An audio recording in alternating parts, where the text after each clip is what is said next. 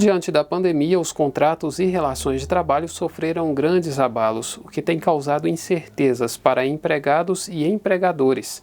A advogada Isabela Costa esclarece algumas dúvidas referentes a esse assunto.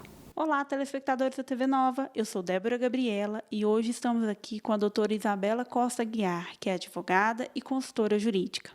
Ela vai discorrer e pontuar para a gente alguns pontos a respeito dessas alterações dos contratos de trabalho decorrentes da pandemia. Primeiramente, obrigada, doutora, por ter disponibilizado um tempo para poder estar respondendo dúvidas tão pertinentes. Obrigada a você, Débora, os telespectadores da TV Nova. Hoje a gente fala um pouco sobre a medida provisória número 936 de 2020, que está publicada e em plena vigência desde o dia 1º de abril. Ela foi um plano emergencial que o governo encontrou para possibilitar a manutenção dos empregos e da renda, a continuidade das atividades econômicas e evitar uma dispensa em massa. Com isso, ele colocou à nossa disposição 2 institutos, que são o da redução da jornada de trabalho com a consequente redução salarial e a suspensão do contrato de trabalho. Ambas medidas dependem da plena concordância do empregado, ele deve ser comunicado previamente com 2 dias de antecedência, e são medidas paliativas para esse momento de pandemia que a gente vem vivendo. Doutora, você discorreu a respeito das questões referentes à jornada de trabalho. Como que fica a redução nesse período? A medida provisória, ela possibilita ao empregador uma redução da sua jornada de trabalho em 25%, 50% e 70%. Consequentemente, há uma redução salarial. E para que o trabalhador não fique prejudicado, o governo federal entra com a complementação também proporcional, mas observando-se a tabela do seguro-desemprego.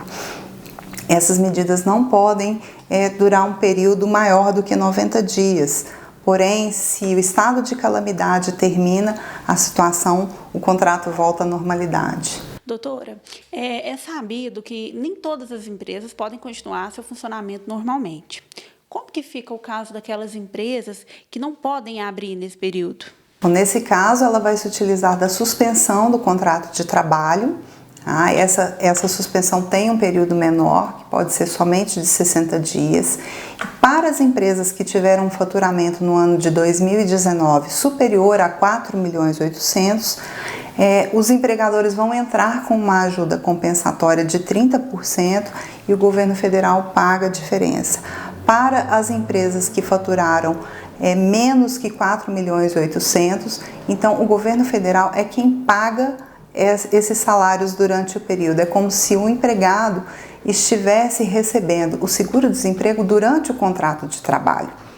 Isso não pode durar mais do que 60 dias. Doutora, e nos casos dessa redução e nessa suspensão do contrato de trabalho, como que fica aqueles benefícios, que o empregado já tinha, que ele já recebia?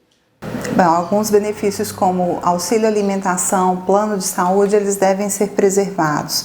Um benefício que pode sofrer alguma alteração vai ser o do Vale Transporte, porque no caso de suspensão, o empregado não tem a necessidade de se dirigir até a empresa.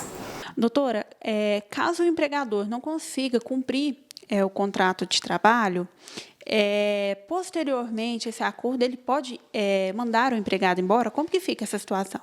Ele pode dispensar o empregado, porém, a medida provisória ela prevê uma estabilidade durante esse período da redução e da suspensão. Então, se o empregado ele fica 2 meses com o contrato suspenso, depois que ele termina, ele também tem 2 meses de estabilidade. Então, além das verbas rescisórias, ele deve pagar o período de estabilidade caso rescinda. Caso ocorrendo esse acordo, quando que o funcionário ele vai começar a receber esse auxílio? O empregador, após feito o acordo, ele deve encaminhar essas informações ao Ministério da Economia e no prazo máximo de 10 dias e dentro de 30 dias da assinatura do acordo, o empregado já começa a receber essa parcela mensal. Esse caso excepcional necessita da validação do sindicato para que isso ocorra?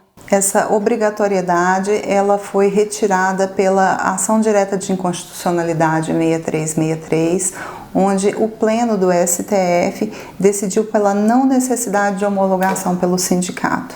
Qualquer tipo de empregador pode se beneficiar dessa medida? Todos os empregadores, sejam eles pessoa física ou pessoa jurídica, inclusive empregadores domésticos, podem se beneficiar dessa medida. Só estão excluídos dela os órgãos da administração pública direta e indireta, da União, dos estados, municípios e Distrito Federal e os organismos internacionais.